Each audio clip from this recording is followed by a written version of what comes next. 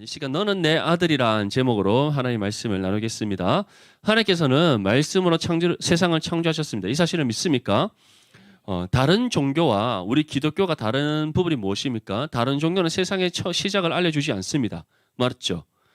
세상의 시작에 대해서 그들은 궁금해하지도 않고 찾지도 않습니다. 세상이 어떻게 시작되었는지 우리의 인간의 시초가 무엇이든 그들은 그것에 관심이 두지 않습니다. 오늘 내가 이 종교의 열심을 통해서 어떠한 복을 받는가 그들은 거기에 관심을 두고 있습니다. 내가 어떻게 잘 살게 될 것인가 이 종교를 통해서 내가 얻게 되는 혜택은 어떠한 것인가 그러한 부분들에 모든 세상의 종교가 다 관심을 두고 있습니다. 세상의 시작과 끝을 알려주는 것은 무엇밖에 없다? 참된 복음의 진리인 성경밖에 없습니다. 이 사실을 믿습니까? 세상은 어떻게 창조되었다? 하나님께서 말씀으로 세상을 창조하심으로 이 세상이 존재하게 되었다. 그런데 하나님께서는 모든 것을 말씀으로 창조하셨는데 단 하나만 다르게 창조하셨어요. 그게 누굽니까? 바로 우리입니다. 우리 인간만 하나님께서는 다르게 창조하셨어요. 모든 것은 하나님께서 빛이 있으라 하시면 빛이 있었고 모든 것을 말씀으로 창조하셨지만 인간만을 하나님께서 친히 흙으로 그 모양을 빚으시고 그 코에 생기를 부어러 넣으셔서 생명이 되게 하셨습니다. 생명은 육신의 생명과 영혼을 가진 존재란 뜻이에요. 물어보려 했는데 오늘 갑자기 없어졌습니다. 저 뒤에 한자 잘하시는 분 계시는데 사라지셨어요. 또 내가 물어볼 거 알고 딱 사라지는 이 센스가 있으시네. 생명이 되게 하셨다. 바로 육신의 생명과 영혼의 생명을 가진 존재가 되게 하셨습니다. 그러한 존재가 누구였다? 바로 우리 인간이었다. 그런데 이러한 인간이 이제 어떻게 됩니까? 하나님의 뜻에 불순종하여 죄를 범하게 됩니다. 우리 아담께서 맞죠? 우리 아담께서 그 먹지 말라는 선악과를 뱀이 혀를 낼래낼래 하면서 이 선악과 왜 먹지 말라 했는지 아니? 딱 물은 거예요. 그러면은 안다라고 딱 대답하면 되는데 약간 긴가민가하게 생각하면서 이거 먹으면 죽는다 하던데 라고 이렇게 약간 알쏭달쏭하게 대답을 했어요. 그랬더니 뱀이 뭐라고 합니까? 아니야. 죽는 거 아니야. 너가 이거 먹으면 누구처럼 될까 봐? 하나님처럼 될까 봐 하나님께서 두려워서 그러신 거야. 이렇게 얘기를 한 거예요. 그랬더니 그 마음에 어떠한 씨앗이 딱 심겨집니까? 탐욕의 씨앗이 딱 심겨지죠. 그래서 이전에는 선악과가 눈에 들어오지도 않았는데 먹고 싶은 마음도 들지 않았는데 갑자기 그 탐욕의 씨앗이 딱 들어오고 난 뒤에 아담이 선악과를 딱 바라보니까 어떻게 보았다? 보암직도 하고 또 어떻게? 먹음직도 하더라. 이것은 선악과가 진짜 아름답고 먹고 싶을 만큼 탐스럽게 열린 열매라서 그럴까요? 아니죠. 탐욕의 씨앗이 우리 눈에 들어오고 그 탐욕이 우리의 눈을 멀게 하니까 선악과에 대한 하나님의 언약을 잊어버리게 되고 그리고 선악과가 우리의 탐욕의 눈으로 인해서 먹음직하고 보암직스럽게 보였다는 거예요. 그 순간 이제 어떻게 합니까? 하와가 먼저 먹었죠. 하와가 먼저 딱 먹었습니다. 맞죠? 먹고 난 뒤에 우리 아담께서 먹지 않으셔야 되면 텐데 하필은 또 맞아 둘이 한 몸이 이루었기 때문에 어쩔 수 없이 하와가 먹은 선악과를 함께 또 먹습니다. 먹자 말자 그들이 어떠한 선과 악을 구별한 눈이 띄어지게 되고 띄어지는 것 동시에 그들이 무엇을 깨닫게 됩니까? 우리가 죄를 지었다. 그 죄의 수치가 끊임없이 밀려 들어오는 겁니다. 이전에는 서로 벌거벗고 있었으나 전혀 수치를 느끼지 않았지만 죄가 그들의 벌거벗음과 또 그들의 죄악들을 들춰냄으로써 서로가 서로를 바라볼 때 어떻게 되었다? 부끄러워하기 시작한 거예요. 그래서 나뭇잎으로 막 몸을 가리고 있는데 가려집니까? 가려지지 않습니까? 가려지지 않죠. 그때 또 갑자기 누가 등장하십니까? 우리 하나님께서 아담아 부르십니다. 그래서 막 두려워서 막 발발발발 떨며 숨어 있었더니 하나님께서 이미 아시고 그들의 죄에 대해서 하나님께서는 책망하신 후에 가죽으로 어떻게 옷을 지어 입히시고 어디로 추방시켰다? 에덴 동산으로부터 추방시켰다. 그로 인해 남자에게는 땅을 경작하여 소산을 얻는 징벌이 내려지고 여인에게는 해산의 고통이 주어졌다. 그것은 곧 우리가 이전에는 우리가 스스로 경작하지 않아도 하나님께서 모든 것을 공급해 주신 은혜가 있었어요. 해산의 고통이 필요가 없었습니다. 그런데 이제는 어떻게 된다? 스스로 경작하지 않고서는 우리가 먹을 것을 얻지 못하고 또 우리가 해산의 고통을 통하여서 우리가 계속해서 지은 죄에 대해서 하나님께서 깨닫게 하시는 부분들이 있게 되었다는 겁니다. 남자는 노동을 통해서, 여인은 또 출산의 고통을 통하여서 우리가 죄악된 존재라는 사실을 깨닫게 하시는 하나님의 징벌이 내려지게 되었다는 거예요. 그래서 모든 사람이 죄를 범하였음에 어디에 이르지 못한다? 하나님의 영광에 이르지 못한다라는 로마서 말씀처럼 우리에게는 하나님의 심판을 통한 영원한 멸망이라는 결과가 주어지게 되었다는 거예요. 근데 하나님께서는 우리를 그렇게 멸망당할 존재로 내버려 두셨습니까? 그렇지 않으셨다는 거예요. 그 가운데도 하나님께서는 우리를 향한 어떠한 은혜가 있었다? 긍휼하심의 은혜, 우리를 불쌍히 여기시고 우리를 사랑하시는 하나님의 은혜가 있었다는 겁니다.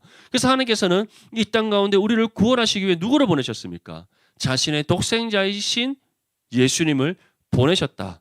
아멘. 그래서 말씀이신 예수 그리스도, 태초부터 말씀으로 계셨고 또 말씀으로 세상을 창조하신 하나님 되신 우리 주 예수 그리스도께서, 하나님의 독생자이신 그 예수님께서 우리와 같은 육신의 몸을 입고 세상에 오셨다. 그 이유가 무엇이었다? 우리를 구원하시기 위해서였다. 이 사실을 믿습니까? 예.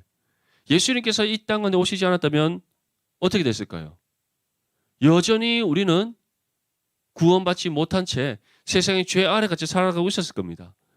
또는 만약 여러분들 중 누군가가 유대인으로 태어났다면 그 헛된 맞죠? 잘못된 그 율법주의 관습에 얽매여서 스스로 율법에 얽매여 율법에 속박되어 율법의 굴레에서 벗어나지 못하는 정말 고통스러운 인생을 살고 있었을 거예요.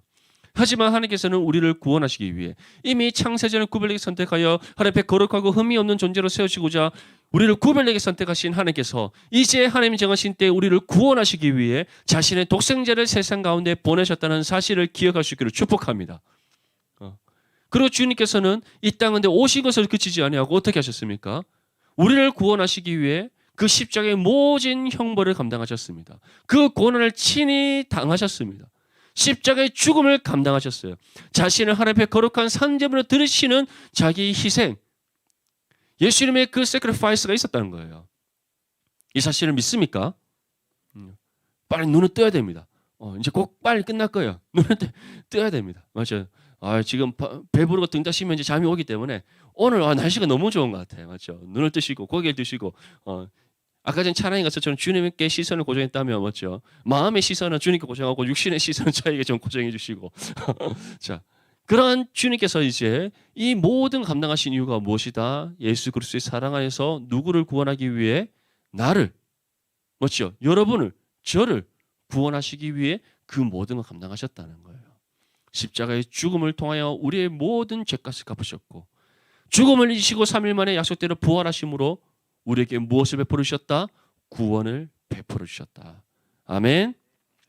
자, 이에 대해서 빌립보서 2장 6절에서 8절 말씀은 그는 근본 하나님의 본체시나 하나님과 동등됨을 취할 것으로 여기지 아니하시고 오히려 자기를 비워 종의 형체를 가지사 사람들과 같이 되셨고 사람의 모양으로 나타나사 자기를 낮추시고 죽기까지 복종하셨으니 곧 십자가에 죽으심이라. 왜? 우리를 속량하시기 위해, 우리의 모든 죄의 값을 갚으셔서 우리에게 죄 용서의 은혜를 베풀어 주시기 위해 죄 없으신 예수님, 완전한 하나님이신 우리 주 예수 그리스도께서 육신의 몸을 입고 이 땅 가운데 오셔서 십자가의 죽음을 감당하셨다는 겁니다. 이에 대해서 오늘 시편 말씀은 아주 중요한 말씀입니다. 왜냐? 예수님께서 이 땅 가운데 오시는 이유와 목적, 그리고 이 땅에 오시는 메시아가 어떠한 분이시고 그 예수님을 통해서 우리 가운데 구원의 은혜가 임함과 동시에 우리에게 어떠한 권세가 주어지는가에 대한 아주 중요한 말씀이에요. 우리 먼저 7절 말씀 한번 읽어볼까요? 시작. 내가 여호와의 명령을 전하노라. 여호와께서 내게 이르시되 너는 내 아들이라. 오늘 내가 너를 낳았도다. 아멘. 자, 예수님께서는 이 땅 가운데 육신 입고 오실 때 누구로부터 보냄을 받으셨습니까? 성부 하나님으로부터 보냄을 받으셨습니다. 아멘. 그렇다고 해서 예수님께서 성부 하나님보다 못한 존재가 그렇지 않습니다. 맞죠? 구속의 계획을 세우신 성부 하나님께서 그 계획하심을 따라 구속의 사역을 성취하시기에 성자 예수 그리스도를 이 땅 가운데 보내셨다. 그것은 사역의 구분을 위해서 우리가 신화적으로 표현하는 한 부분일 뿐입니다. 그래서 예수님께서도 내가 누구로부터 하나님 아버지로부터 보냄을 받았다 할 때는 하나님과 예수님께서 바로 아버지와 아들의 관계, 그것을 우리에게 보여주시기 위해, 그리고 예수님께서 바로 구약에서부터 계속해서 표현되어져 있는 바로 흠없고 어린 양으로서 이 땅 가운데 오신 우리의 속죄 제물이 되심을 우리에게 나타내 보이시기 위해 이러한 표현을 쓰신 거예요. 근데 오늘 하나님께서는, 오늘 시편의 기자는 우리에게 무엇을 전합니까? 이러한 관점에서 하나님께서 누구를 이 땅 가운데 보내셨다? 예수님을 보내셨다. 근데 예수님을 보내실 때 그 예수님을 가리켜 무엇이라고 표현하고 있습니까? 너는 내 아들이라. 아멘. 그런데 예수님께서는 하나님의 독생자이십니다. 독생자라는 것은 유일한 아들이라는 뜻이에요. 근데 하나님께서는 우리를 가리켜 또 어떻게 표현하십니까? 너는 내 아들이라. 너는 내 딸이라. 너희들은 나의 자녀다라고 표현하고 있어요. 그렇다면 우리는 의문을 가집니다. 예수님께서 독생자라 했는데 나도 아들이네. 나도 딸이네. 우리도 자녀네. 이거 뭐지? 라고 생각할 수가 있습니다. 이것이 무엇을, 어떠한 관계를 나타내는가? 예수님만이 유일한 독생자이시고, 하나님께서는 우리를 예수 그리스도의 십자가의 공로를 보시고 어떻게 삼아주셨다? 양자 삼아주셨다는 겁니다. 아멘. 다시 말해서 예수님의 십자가의 공로를 우리가 힘입지 않고서는 하나님부터 아들의 권세를 받을 수 있다 없다. 딸의 권세를 받을 수 있다 없다. 하나님의 자녀가 될 수 있다 없다. 없다라는 거예요. 그래서 우리는 예수님을 통하지 않고서는, 예수님의 십자가의 공로를 힘입지 않고서는 누구도 구원받을 수 없고 누구도 하나님의 자녀로서의 신분과 권세를 받을 수 없다라는 거. 그래서 하나님께서는 예수님을 낳았다 표현하듯이 예수 그리스도께서는 우리를 낳았다라고 표현을 하시는 겁니다. 시편의 기자가 전하고 있는 이 말씀은 먼저는 예수 그리스도께서 이 땅 가운데 어떻게 오시는가에 대한 말씀이고, 또 다른 하나의 또 의미는 바로 예수님께서 구원을 이루시고 난 후에 우리가 어떻게 하나님의 자녀가 되는지를 보여주는 거예요. 결국 하나님의 독생자이신 예수 그리스도를 통하지 않고서는 누구도 하나님 자녀가 될 수 없다는 사실을 기억할 수 있기를 바랍니다. 그래서 로마서 1장 17절은 우리에게 무엇이라고 말씀합니까? 복음에는 하나님의 의가 나타나서 믿음에서 믿음으로 이르게 하나니 오직 의인은 무엇으로 말미암아 산다? 믿음으로 말미암아 산다. 우리가 어떻게 의를 입습니까? 어떻게 우리가 의인이 될 수 있습니까? 구원받은과 동시에 예수님께서 이루신 십자가의 의가 우리 가운데 임하여서 우리가 의롭다 인정받는 거예요. 동일하게 우리가 하나님의 자녀가 될 수 있는 것은 예수님께서 우리를 낳았기 때문이라고 표현하고 있는데, 그 낳았다는 표현은 예수님의 십자가의 공로를 힘입어 하나님부터 자녀의 권세를 받을 수 있음을 표현하는 겁니다. 결국 하나님께서는 예수님께서 이루신 그 십자가의 공로를 보시고 우리를 자녀 삼아 주신다. 그렇기 때문에 하나님의 독생자이신 예수님께서 십자가의 죽음과 부활이 없었다면 누구도 구원받을 수 없고, 그 어떤 누구도 의롭다 인정받을 수 없고, 그 누구도 하나님의 자녀가 될 수 없었다는 거예요. 너무나도 큰 은혜지 않습니까? 이 은혜를 받았는데 여러분들은 지난 한 주간 어떻게 살았습니까? 하나님의 자녀로서 정말 하나님의 말씀의 뜻을 따라 내 자신을 저 죽기까지 복종하며 살았습니까? 세속화에 물든 이 세상 속에서, 죄가 만연한 이 세상 속에서 하나님의 말씀의 진리 붙잡고 복음을 내 삶으로 살아내어 내가 하나님의 자녀됨을 증거하기 위해 정말 힘써 영적 전쟁을 감당하며 살아왔습니까?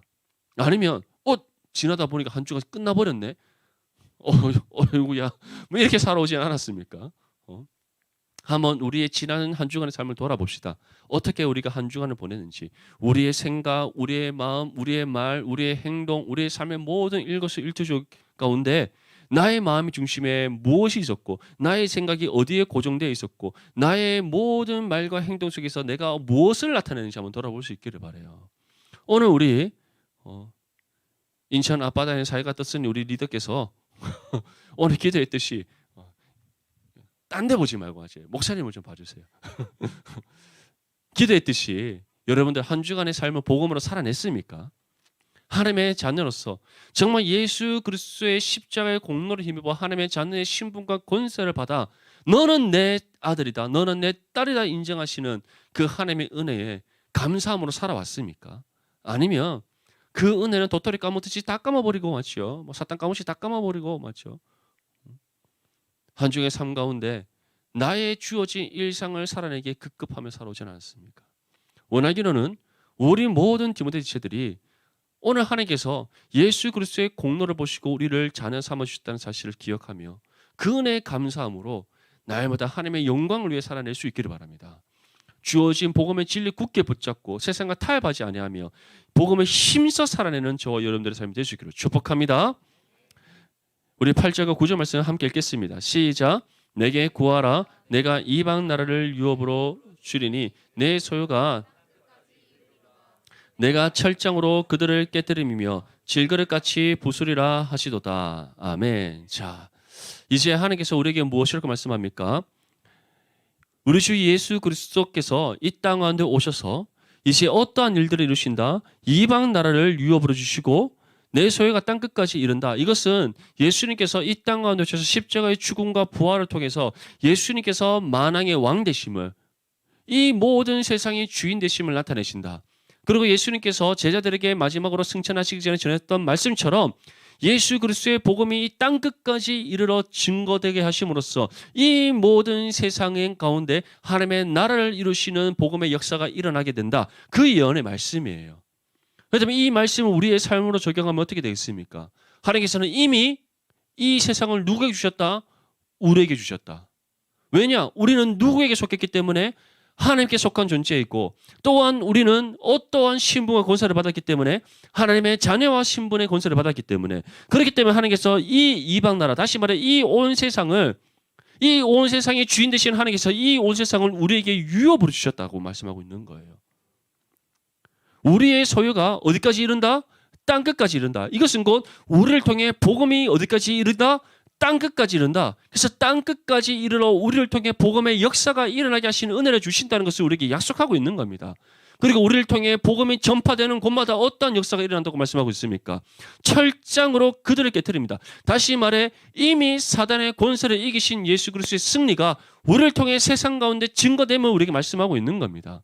예수님께서는 이미 십자가의 죽음과 부활을 통해 사단의 권세를 이기셨습니다. 철장으로 이미 그 사단의 권세를 깨뜨리셨습니다. 그들을 질그릇같이 부수셨어요. 그리고 그 이루신 승리를 이제 누구에게 주셨다? 우리에게 주셨습니다. 아멘? 우리가 그 믿음의 승리를 굳게 붙잡고 세상 가운데 복음을 삶으로 살아내고 복음을 우리의 입술을 통해서 증거할 때 어떤 역사가 일어난다? 이미 우리의 발 앞에 엎드려진 그 사단의 권세가 이제 하나님의 영광의 빛 가운데 물러가는 은혜가 임한다는 것을 우리에게 말씀하고 있는 겁니다. 이 은혜의 약속을 믿는다면 세상을 두려워할 이유가 있을까요? 없을까요? 있을까요? 없을까요? 없습니다. 맞죠? 없어요. 세상을 두려워할 이유가 없습니다. 왜냐? 예수님께서 이미 철장으로 그들을 깨뜨리셨고 질그릇같이 그들을 부수셨기 때문이에요. 그렇기 때문에 주님께서는 우리에게 계속해서 말씀하는 겁니다. 강하고 어떻게 하라? 담대하라. 네가 어디로 가든지 내가 너희와 항상 함께 할 것이다. 그 약속의 말씀이 우리 삶에 경험되기 위해서 우리에게 무엇을 명령하십니까? 너희 입술에서 하나님의 말씀이 떠나지 말고 그 말씀을 주야로 묵상하며 그 말씀의 계명을 날마다 지켜 행할 것을 우리에게 말씀하는 겁니다. 이것을 짧고 굵고 쌈박하게 말하면 무엇이다? 복음과 삶의 일치를 이루어라. 아멘. 예. 할렐루야. 예. 이 은혜가 이미 우리에게 주셨음을 기억하면서 하나님께서 우리를 자녀 삼아 주셨고 이 온 세상을 우리에게 유업으로 주셨으며 또 우리에게 이미 승리의 은혜를 주셨다. 이 세 가지의 은혜를 다시금 우리가 기억하면서 내일부터 시작되는 새로운 한 주간의 삶을 복음의 진리 가운데 믿음으로 힘써 살아낼 수 있기를 축복합니다.